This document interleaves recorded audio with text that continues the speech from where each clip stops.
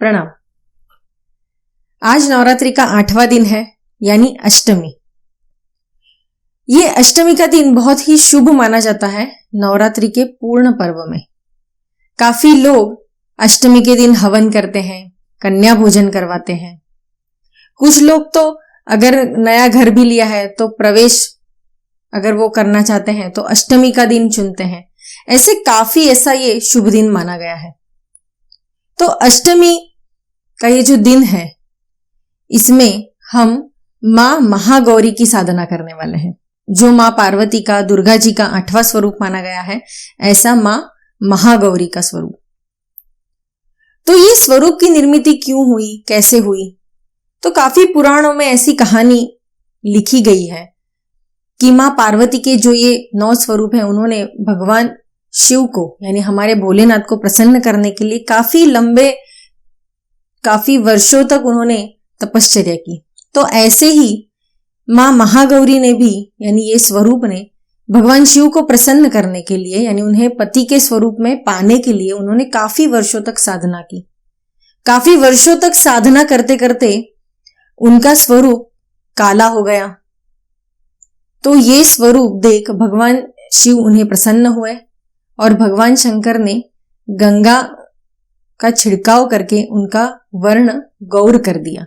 इसीलिए तो इन्हें मां गौरी के स्वरूप में माना गया है।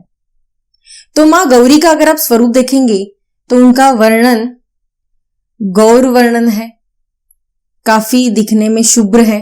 उन्हें काफी सुंदर सी उपमाएं भी दी गई है, यानी उन्हें चंद्र की उपमा दी गई है, शंख की उपमा दी गई है। कुंद के जो सुंदर से फूल होते हैं, ऐसी श्वेत वर्ण वाली ये हमारी महागौरी देवी का स्वरूप है।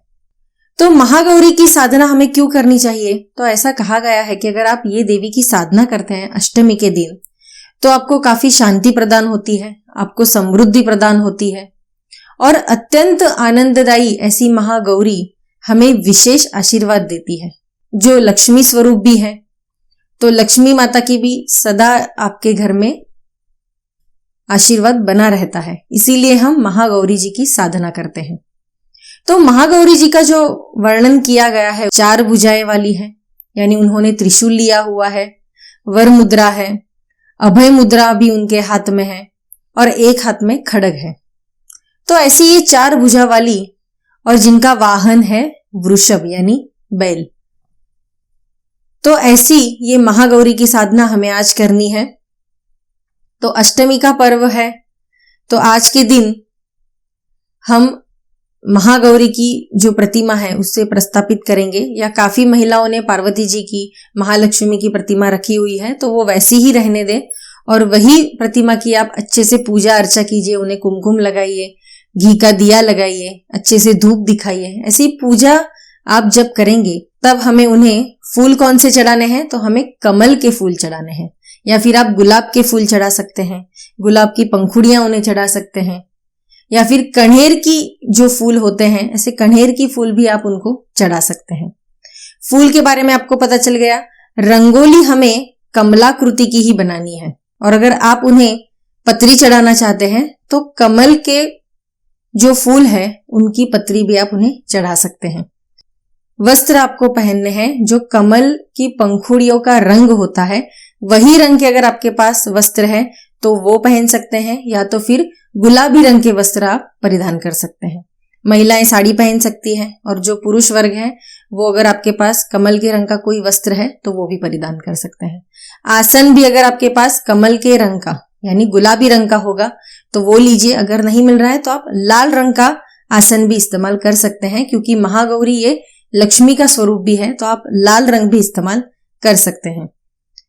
आसन आपको पता चल गया है। और माला आपको अगर आपके पास कमल गट्टे की माला है तो कमल गट्टे की माला पे ही साधना कीजिए। अगर नहीं है तो फिर आप स्फटिक की माला ले सकते हैं, या फिर हकीक की माला भी आप इस्तेमाल कर सकते हैं। तो महागौरी की साधना करते समय हमें मंत्र कौन सा लेना है? तो काफी साधारण सा मंत्र है। या देवी सर्वभूतेषु मां महागौरी रूपेण संस्थिता नमस्तस्यै नमस्तस्यै नमस्तस्यै नमो नमः। या देवी सर्वभूतेषु मां महागौरी रूपेण संस्थिता नमस्तस्यै नमस्तस्यै नमस्तस्यै नमो नमः। तो ये मंत्र आपको 108 बार करना है। और आज अष्टमी का दिन है तो आप हवन भी कर सकते हैं। यानी अगर आपने ये मंत्र की मालाएं की है, जाप किया है, तो अगर आपके घर में छोटा सा हवन कुंड है तो अच्छे से उसे प्रज्वलित कीजिए, अच्छे से अग्नि देवता को आमंत्रित कीजिए और फिर ये मंत्र बोल के स्वाहाकार कीजिए। तो भोग में हम लगाने वाले हैं गेहूं के आटे का गुड़ डाल के जो हम हलवा बनाते हैं, उसका आपको मां महागौरी को भोग लगाना है। तो आप जब हवन करेंगे तो हवन में भी ये मंत्र का इस्तेमाल कीजिए। या देवी सर्वभूतेषु मां महागौरी रूपेण संस्थिता नमस्तस्यै नमस्तस्यै नमस्तस्यै नमो नमः स्वाहा। तो स्वाहा करते समय आपको ये जो आपने हलवा बनाया है इसको आपको आहुति में डालना है। तो 108 बार आपको ये मंत्र का जाप करना है और 1 माला का आपको हवन करना है। अगर कुछ महिलाओं को ऐसा लगता है कि मैं हवन नहीं कर सकती हूं तो कोई बात नहीं, आप माला बढ़ा के ज्यादा मंत्र साधना कीजिए तो परेशान नहीं होइएगा। अगर आपसे हवन नहीं हो रहा है तो आप ज्यादा मंत्र साधना भी कर सकते हैं। तो ऐसा ये महागौरी का जो स्वरूप है, इसकी अगर हम मंत्र साधना ज्यादा से ज्यादा करते हैं तो हमारे घर में यश प्राप्ति होती है, समृद्धि प्राप्त होती है। जो भी आपके पीछे पाप जुड़े हुए हैं या आपको ऐसा लगता है कि काफी कुकर्म मैंने किए हैं, ऐसे काफी लोग विचार करते हैं, तो ऐसे सारी चीजों से आप जल्दी से जल्दी मुक्ति पा सकते हैं। क्योंकि ये जो देवी का स्वरूप है वो काफी आनंदमयी है, काफी शांति प्रदान करने वाली ये माता का स्वरूप है। तो आप इसकी साधना अष्टमी के दिन जरूर कीजिएगा। और ये साधना आपको 7 बजे के बाद शुरू करनी है।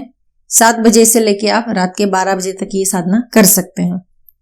तो मिलते हैं हम अगले एपिसोड में।